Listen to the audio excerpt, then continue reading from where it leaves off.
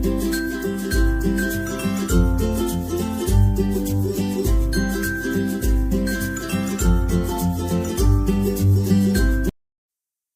શ્રી કૃષ્ણ મિત્રો, મારા કિચનમાં તમારું સ્વાગત છે.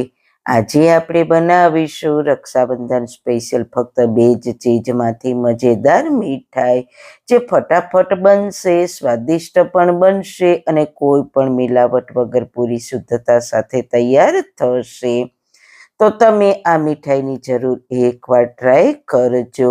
ખૂબ જ ટેસ્ટી લાગે છે, સાથે સાથે હેલ્ધી તો ખરી જ. તો ચલો બનાવવાનું શરૂ કરીએ. સૌથી પહેલા મસ્ત મજાની મીઠાઈ બનાવવા માટે એક કઢાઈ લઈશું. તેમાં 2.5 લીટરથી થોડું ઓછું એટલું દૂધ લીધું છે. તેમાંથી 1.5 લીટર દૂધને આપણે કઢાઈમાં એડ કરીશું. મેં ટોટલ 2.5 લીટરથી થોડું ઓછું એટલું દૂધ લીધું છે. તેમાંથી 1.5 લીટર જેટલું કઢાઈમાં એડ કર્યું છે. બાકીનું 1 લીટર જેટલા દૂધને આપણે સાઈડ પર રાખી દઈએ. તેનો પછી ઉપયોગ કરીશું. દૂધને સારી રીતના ઉકાળીશું અને સતત હલાવતા રહીશું. આજે હું બહુ જ મસ્ત મજાની મીઠાઈ તૈયાર કરવાની છું, જે ઘરે બહુ જ સસ્તી તૈયાર થશે. તો તમે પણ રક્ષાબંધન પર તમારા ભાઈઓ માટે તમારા જ હાથેથી બનાવીને જરૂર તૈયાર કરજો. મેં દૂધ ફૂલ ફેટવાળું લીધું છે, તમે ઓછા ફેટવાળું પણ લઈ શકો છો. દૂધ ઉકળીને સારો એવો ઉભરો આવે એટલે ગેસની ફ્લેમ બંધ કરીને આપણે 3 થી 4 મોટી ચમચી લીંબુનો રસ એડ કરીને મિક્સ કરી લઈએ અને દૂધને ફાડી લઈએ, એટલે પનીર અને પાણી અલગ થઈ જશે. લીંબુના રસની જગ્યાએ તમે વિનેગર પણ એડ કરી શકો છો. હવે થોડું ઠંડુ થાય એટલે બાઉલ પર કોટનનું કપડું રાખીને તેમાં એડ કરીને તેને ગાળી લઈએ. ગાળીને તેને 3 થી 4 વાર પાણીથી ધોઈ લેવાનું છે, એટલે તેમાંથી લીંબુની ફ્લેવર હોય તે બિલકુલ ના રહે. 4-5 વાર ધોવાથી પનીર એકદમ ક્લીન થઈ જશે. મેં આને 5 વાર પાણીથી ધોઈ લીધું છે. સરસ ક્લીન પણ થઈ ગયું છે. આવી રીતના ઘરે પનીર બનાવીને ઘણી બધી મીઠાઈ બનાવી શકીએ છીએ.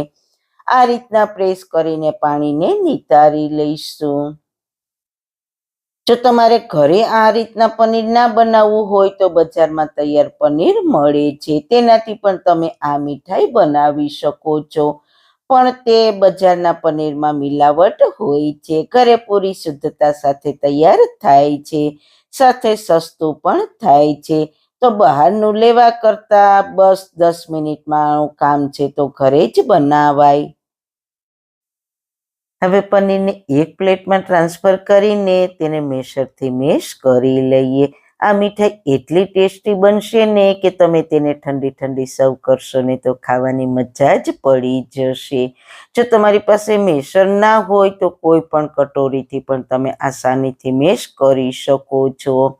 હવે કઢાઈમાં 2 ચમચી પાણીને ફેલાવી દઈએ, એટલે દૂધ તળિયે ચીપકે નહીં. પછી આપણે બાકીનું દૂધ છે તે કઢાઈમાં એડ કરી દઈએ અને દૂધને પકાવી લઈએ. સતત હલાવતા રહીશું.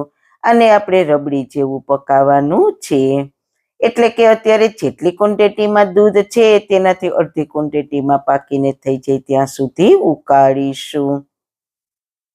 સાઈડમાં મલાઈ જામી છે તેને સ્પેચ્યુલાથી કાઢીને દૂધમાં મિક્સ કરી દઈએ અને સતત હલાવતા રહીશું, એટલે તળિયે ચીપકે નહીં. તમે જોઈ શકો છો આપણું દૂધ પાકીને અડધું થઈ ગયું છે અને રબડી જેવું ઘટ પણ થઈ ગયું છે. તો આ સ્ટેજ પર આપણે પનીર મેશ કરીને રાખ્યું છે તે એડ કરી દઈએ અને સારી રીતના મિક્સ કરી લઈએ અને સારી રીતના પકાવી લઈએ, એકદમ ઘટ થઈ જાય ત્યાં સુધી. હવે થોડું કેસર સાથે થોડો ઇલાયચી પાવડર અને 5 મોટી ચમચી ખાંડ એડ કરીને સારી રીતના મિક્સ કરી લઈએ. ખાંડ તમે તમારા ટેસ્ટ પ્રમાણે પ્લસ માઇનસ કરી શકો છો.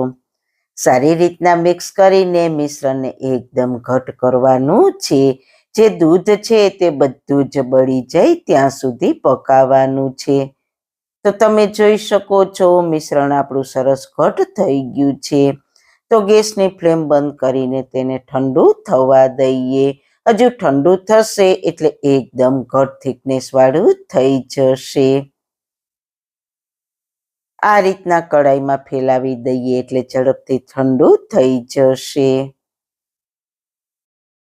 બસ અડધી કલાકમાં સરસ ઠંડુ થઈ ગયું છે. જેટલું ઠંડુ વધારે થશે તેમ તે વધારે ડ્રાય થશે એટલે તેના લાડુ પણ સરસ બનશે.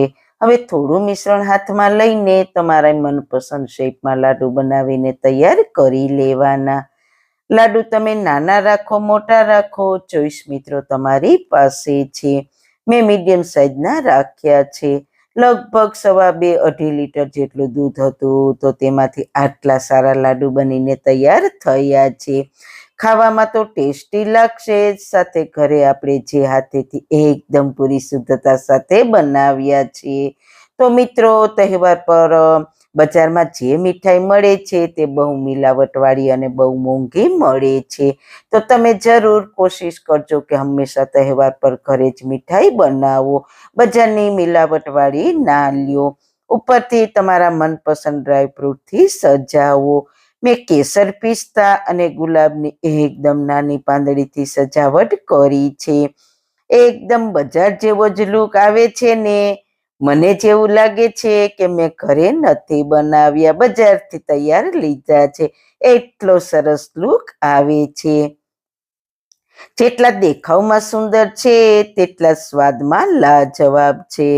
બસ અડધી કલાક ફ્રીજમાં ઠંડા થવા માટે રાખી દઈએ, પછી ઠંડા ઠંડા સર્વ કરીશું. સાચે જ ગજબનો ટેસ્ટ આવે છે. એકદમ નરમ સોફ્ટ બન્યા છે, મોઢામાં મૂકતા જ પીગળી જાય તેવા. તો જરૂર એકવાર ટ્રાય કરજો. મિત્રો, તમારા શરીરને એવું ભોજન આપો જે તેનાથી સ્વસ્થ, સક્રિય અને ખુશ રહે. બસ આજના વિડીયોમાં આટલું જ. મિત્રો, તમને મારી આજની રેસીપી ગમી હોય તો પ્લીઝ પ્લીઝ પ્લીઝ તમારા ફ્રેન્ડ્સ ફેમિલીમાં શેર કરજો ને મારી ચેનલને સબસ્ક્રાઈબ કરજો. ફરી મળીશું એક હેલ્ધી રેસીપી સાથે, નવી વાતો સાથે. ત્યાં સુધી બધાને મારા જય શ્રી કૃષ્ણ. વાળના તમામ પ્રકારના પ્રશ્નો સોલ્વ કરતું 42 જડીબુટ્ટીઓથી બનાવેલું ઔષધિ તેલ, જે અમે લોકો જાતે જ ઘરે તૈયાર કરીએ છીએ, કોઈ પણ કેમિકલ્સના ઉપયોગ વગર. બિલકુલ નેચરલ છે. 42 જડીબુટ્ટીઓ ભેગી કરીને લોખંડની કડાઈમાં ઔષધિ તેલ તૈયાર કરવામાં આવે છે. જો તમારે ખરીદવું હોય તો તેના ઓર્ડર અમે લઈએ છીએ. ઓર્ડર કન્ફર્મ કરવા માટે વોટ્સએપ નંબર સ્ક્રીન પર જોઈ શકો છો.